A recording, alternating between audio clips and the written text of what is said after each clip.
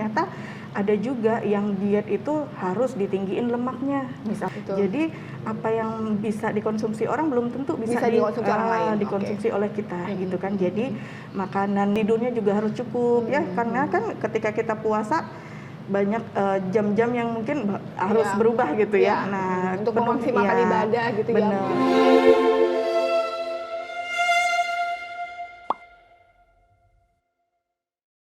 Halo Kizi, ketemu lagi Bincang Sehat bersama Kiza Klinik. Hari ini kita mau bincang-bincang dengan dokter spesialis lagi dengan tema yang berbeda. Pertama-tama saya mengucapkan selamat berpuasa bagi yang menjalankan. Semoga puasanya sehat-sehat, lancar-lancar sampai nanti hari kemenangan tiba. Nah, hari ini kita sudah kedatangan tamu Dr. Sofika Umayah, Magister Gizi, SPGK. Ya, selamat datang dokter di Kiza Klinik. Keren nih, Kiza Kliniknya. Aduh, alhamdulillah. Oke, dok. Jadi kan gini, ini kan lagi bulan puasa nih. Nah, jadi bulan puasa ini spesial Kiza Klinik podcastnya sama Dokter Gizi. Nah, biar banyak yang dikupas.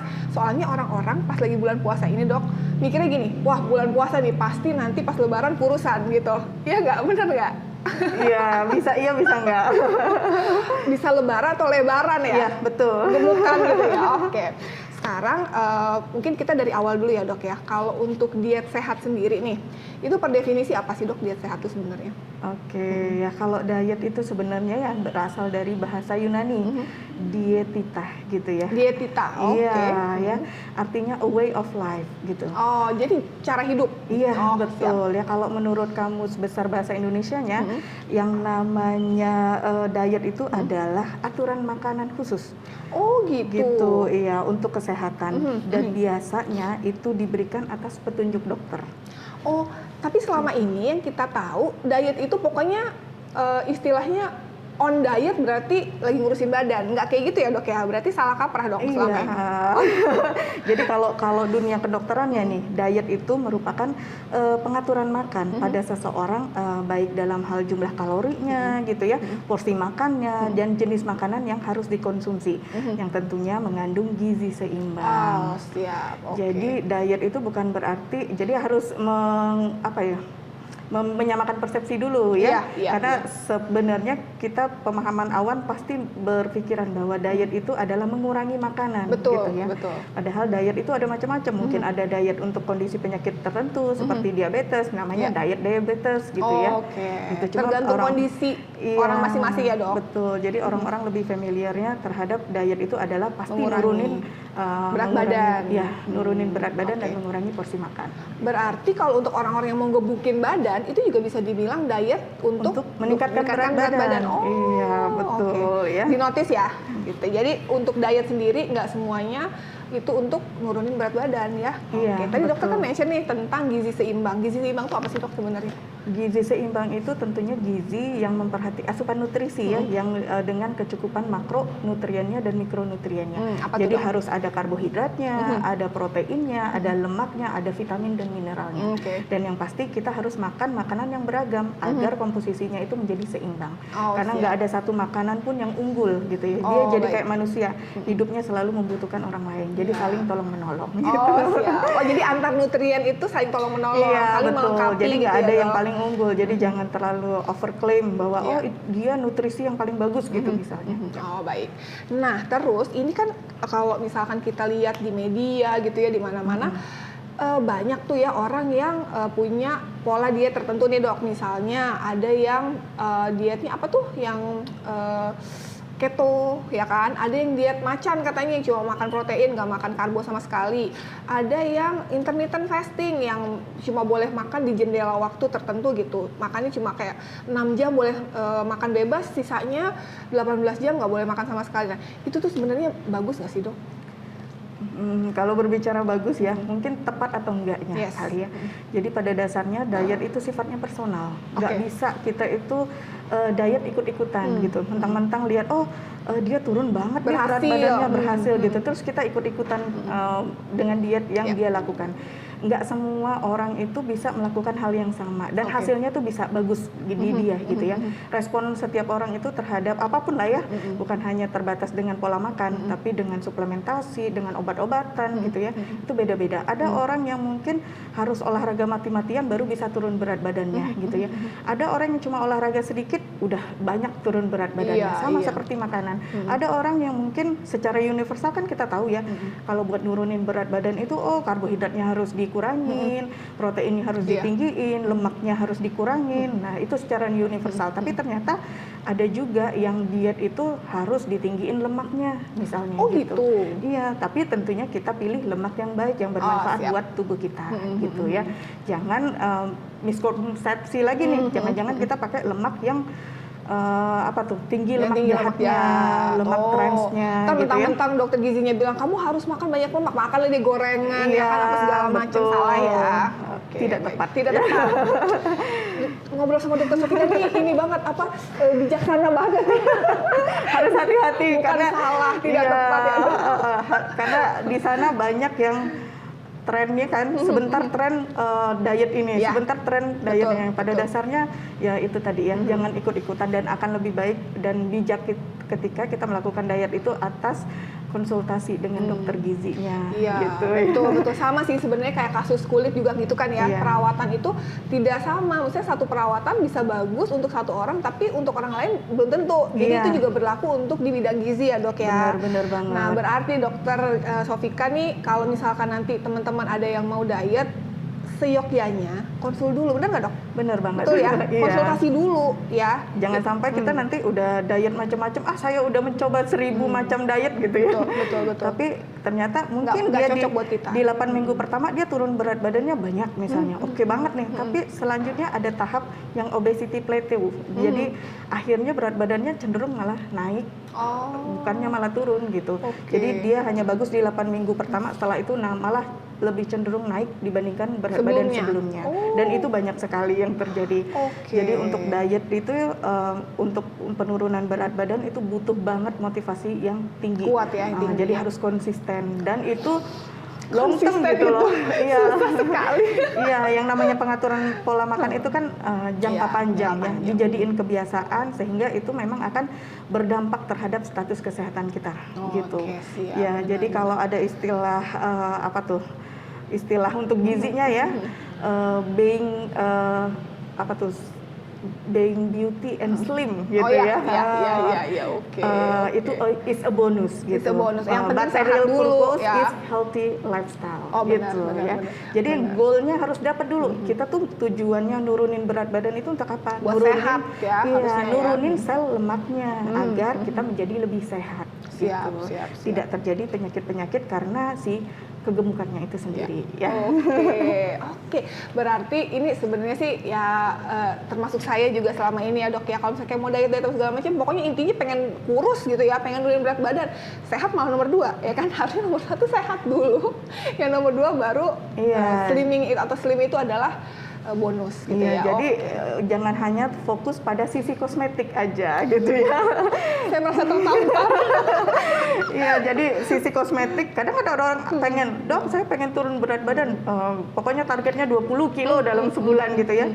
Udah, kalau tercapai terus mau ngapain gitu kan. Balik lagi nanti dia kalau dia tidak bisa menerapkan pola makan yang sehat dan seimbang. Gitu. Ini aku baru terbuka sih sebenarnya, maksudnya kayak selama ini tuh ternyata banyak yang salah gitu ya. Oke, terus dok, ini kan banyak banget nih ya, ada pil-pil penurun berat badan ya kan, ada ya banyak lah pokoknya, ada yang dijual sama artis lah, influencer, bla bla bla segala macam. Nah itu sebenarnya itu aman nggak sih dok dikonsumsi? Kalau saya secara pribadi ya, pendapat pribadi, kalau menurut saya kita harus tahu dulu komponen yang terkandung dalam pil tersebut apa gitu ya. Kadang harus tahu juga apa tuh efek sampingnya, amankah dikonsumsi jangka panjang gitu ya. Jadi harus bijak untuk mengkonsumsi pil-pil tersebut. Kadang kalau orang awam tuh gampang terlecut gitu ya. Lihat selebriti, lihat influencer, cepet langsung kurus dia gitu ya. Jadi kepo, akhirnya nggak tahu ya, coba-coba aja tapi nggak tahu komponen di dalamnya, sehingga itu bukannya kita mendapatkan manfaatnya, akhirnya kita mendapatkan mudorotnya gitu ya. Jadi jangka panjangnya yang harus dipikirkan. Kan nggak mau ya kita tampak langsing tapi sel-sel di dalam tubuh kita tuh menjadi rusak. Iya, nah, tapi nih dok, sebenarnya ada nggak sih misalkan obat yang memang benar-benar aman gitu ya, yang digunakan memang untuk menurunkan berat badan gitu, ada nggak sebenarnya? Pastinya ada tapi ya? tentunya dengan tapi tentunya dengan berbagai efek samping juga ya. Nanti makanya itu di-treat secara personal. Artinya setiap orang tuh nggak bisa dapat farmakoterapi yang sama gitu ya. Jadi yang paling penting adalah pengaturan pola makan dan olahraga. Itu modal dasarnya, dua itu. Jadi jangan ngimpi kalau ya, jadi jangan ngimpi mau turunin berat badan itu hanya mengandalkan obat-obatan saja, tapi nggak menekankan ke pola makan yang sehatnya, sama nggak mau olahraga sama sekali ya. Jadi itu sesuatu yang harus dibenerin dulu nih. Pokoknya dua itu udah mentok di situ. Ternyata kok nggak bisa dok ya. Mungkin harus dibantu dengan farmakoterapi. Farmakoterapinya juga udah mentok, ya udah akhirnya operasi. Salah satunya dengan bariatrik gitu. Gitu. Jadi memang penanganan berat badan itu memang case by case ya, dan memang ada langkah-langkahnya, nggak langsung ujuk-ujuk langsung pokoknya mau obat gitu ya secara instan ya. Jadi tetap aja di semua bidang kesehatan nomor satu itu yang paling penting adalah benerin dulu lifestyle ya dok ya, gaya hidupnya gitu ya. Jadi nggak ujuk-ujuk langsung jalan pintas, benar nggak dok kayak gitu. Tapi orang kita senangnya jalan pintas ya menuju Roma dengan cara apapun ya, bahkan dengan bayaran yang lebih mahal tapi nggak sesuai evidence base-nya gitu ya, nggak ada evidence base-nya, mereka seneng karena itu tadi ikut-ikutan. Lihat itu temennya kayaknya beli suatu produk gitu, mereka nggak tahu side effect-nya setelah itu. Ada yang mungkin penurunan fungsi ginjal gitu, bahkan diharuskan akhirnya menjalani cuci darah ya. Ada ya dok ya, yang ada banyak ya.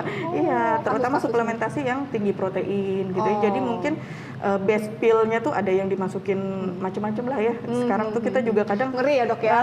Kita pribadi aja yang tahu, dengan kadang makin banyak tahu makin takut. Tapi kalau nggak tahu, nah terabas bas gitu ya. Iya. Siap. Nah dok. itu memang orang awam tuh harus dikasih edukasi terkait itu. Bener. Nah makanya hari ini kita ngobrol topik itu biar kita semuanya terbuka ya kan. Nah dok, baru banget nih kemarin ini ada pasien nih ya nanya, dok saya ini jerawatan.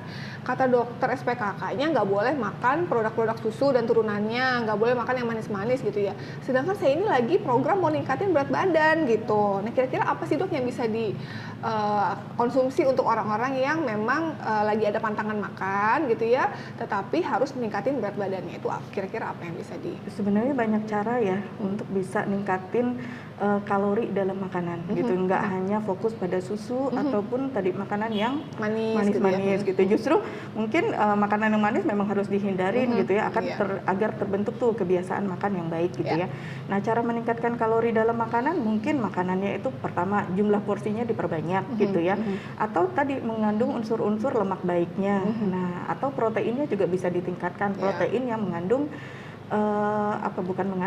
protein yang kadar lemaknya tuh rendah. Kan protein juga ada yang kadar lemaknya tinggi. Misalnya daging gitu ya, kita pilih daging yang berlemak, itu kan kadar lemaknya tinggi gitu ya. Pilihnya dagingnya yang kadar lemaknya rendah, tapi mungkin kita harus atur porsinya sehingga jumlah kalorinya harus sesuai, atau mungkin kita harus hitung-hitung juga, jangan-jangan dia terlalu tinggi aktivitasnya sehingga kebutuhan metabolismenya itu tinggi gitu misalnya. Makannya udah banyak, tapi aktivitasnya banyak, kebuang malah kalorinya ya. Jadi pembakaran energinya juga jadi balance gitu, atau malah terlalu banyak yang dibakar tapi asupannya kurang, sehingga dia menjadi tidak balance dan akhirnya menjadi penurunan berat badan atau berat badannya sulit naik gitu. Atau akan lebih baik cek deh pemeriksaan nutrigenomik gitu ya. Jadi ini menarik nih. Tadi sempat ngobrol kita dok ya tentang nutrigenomik, itu apa sih dok sebenarnya nutrigenomik? Jadi nutrigenomik itu pemeriksaan untuk mengkaitkan antara nutrisi dan gen ya. Jadi nutrisi itu bisa mempengaruhi gen kita juga bisa terpengaruh oleh nutrisi. Jadi ada orang misalnya gini, ada orang yang kalau makan misalnya susu ya, susu kita tahu kan bermanfaat baik sekali ya buat kesehatan kita, ada vitamin, mineral dan sebagainya, kalsium gitu ya. Tapi protein juga dia. Tapi pada orang-orang yang intoleran laktosa gitu ya, karena memang bawaan dari genetiknya, dia justru ketika minum susu bahkan menjadi racun buat dia. Betul. Jadi apa yang bisa dikonsumsi orang belum tentu bisa dikonsumsi orang lain, dikonsumsi oleh kita gitu kan. Jadi makanannya itu nggak bisa dicoba-coba kali ya. Jadi memang ada faktor genetiknya. Nah, itu diperiksa oleh nutrigenomik tersebut. Makanya akhirnya ditreat secara personal.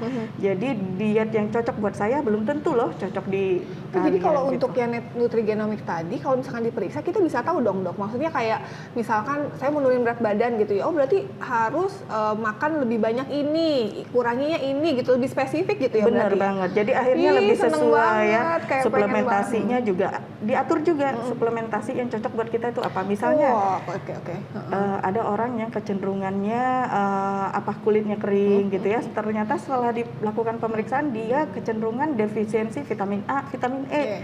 Nah, tapi kalau misalnya diberikan suplementasi vitamin E, dia ada high risk juga untuk terjadi penyakit tertentu, misalnya cancer gitu ya. Jadi akhirnya dia harus lebih bijak mengkonsumsi suplementasi. Nggak semua orang itu cocok dengan suplementasi tertentu. Ada yang memang dia harus konsumsi dari bahan makanan sumbernya. Nah, itu semua diatur sama si nutrigenomik. Iya, dan termasuk juga olahraga ya yang sesuai. Jadi ada orang nih yang kalau tuh udah olahraga, saya dok, kalau olahraga tuh bisa jam-jaman di tempat gym, tapi kok turun berat badan saya nggak segitu aja, nggak gitu banyak ya. Makan juga udah coba dikurangin. Ternyata memang dia efeknya olahraga itu hanya bermanfaat untuk meningkatkan kebugaran, sensitivitas insulin, mungkin menurunkan profil lemak, tapi tidak untuk menurunkan indeks massa tubuh. Gitu. Oh gitu. Ya, jadi agak merasa sia-sia gitu ya. Iya, jadi harus tahu dulu, jangan sampai udah pede ya, udah pede ke gym segala macam, ternyata tidak terlalu efektif untuk dia untuk program penurunan berat badannya. Siap, baik. Gitu. Oke, terakhir nih. Jangan sirik, abis ini aku masih mau ngobrol-ngobrol sama Dr. Sofika, tapi di balik layar. Kalau di sini cuma waktunya terbatas ya. Dok, terakhir nih, ini kalau misalkan kita lagi puasa nih, terakhir ya, lagi bulan Ramadan seperti ini, gimana sih caranya supaya, oh iya nih, ini bulan puasa ini kita maksimalkan untuk, boleh deh nurunin berat badan sedikit gitu. Nah, kira-kira tipsnya apa sih dok? Kalau tips yang pasti tidak boleh melewatkan makan. Ya. Oke. Jangan nggak sahur gitu ya. Iya, jangan nggak sahur dan jangan nggak berbuka ya. Pasti lah. Iya. Jadi yang pasti skip meal itu dalam proses penurunan berat badan itu sangat berpengaruh untuk justru meningkatkan rasa lapar gitu. Jadi kita tuh pengen bawaannya craving food gitu ya. Jadi akan lebih baik jadi memang makan itu memang teratur sesuai jadwalnya, nggak boleh skip, terutama kalau sahur kan bisa dianalogikan sama sarapan pagi gitu ya. Jadi makannya juga harus porsinya komplit. Yang tadi seperti saya bilang ada karbohidratnya, jangan salahin nasi ya. Kan kadang ada orang yang diet karbo gitu ya. Nasinya disalahin padahal nasi sudah jadi kebiasaan kita dari zaman dahulu, nenek moyang kita juga udah makan nasi. Yang disalahin adalah jumlahnya mungkin yang berlebihan gitu. Atau nasi combo sama mie, ya, padahal sama-sama karbohidrat. Iya, waktu ngepas kayak gitu. Iya, jadi akhirnya gimana nggak lebaran gitu nanti pada saat lebarannya gitu ya. Terus yang pasti kecukupan cairannya juga harus terpenuhi ya. Jangan sampai nanti ketika kita puasa kita kekurangan cairan, dehidrasi itu juga penting, sama kelola stres, terus tidurnya juga harus cukup ya, karena kan ketika kita puasa banyak jam-jam yang mungkin harus berubah gitu ya. Nah, untuk memaksimalkan ibadah gitu ya. Benar. Jadi harus coba maintain segitu ya, gimana biar kecukupan tidurnya itu terpenuhi. Mungkin sekitar 6 sampai 8 jam sehari ya. Sama lah seperti yang biasanya gitu ya, Dok ya. Gitu ya. Jadi dengan begitu kita lebih enjoy gitu ya menghadapi puasa. Berarti kalau yang sahurnya cuma pakai misalnya susu aja gitu kan, ada tuh dok yang kayak gitu ya, malas udah susu aja cukup kok gitu. Lagian yang keduanya biar lebih cepat kurus gitu, berarti salah ya dok ya? Berarti salah ya dok, kurang tepat ya. Kurang tepat ya berarti. Oh jadi berarti sahur tetap harus gizi seimbang, menu yang dengan gizi seimbang, buka juga seperti itu gitu ya. Supaya kalau orang mau diet itu piring makannya tuh harus model piring T. Jadi setengah porsinya isilah dengan sayur dan buah, tapi lebih banyak sayur ya ketimbang buah. Orang kita salah ya, lebih seneng makan buah ketimbang sayur, gitu ya. Jadi penuhi setengah piringnya itu dengan sayuran ya.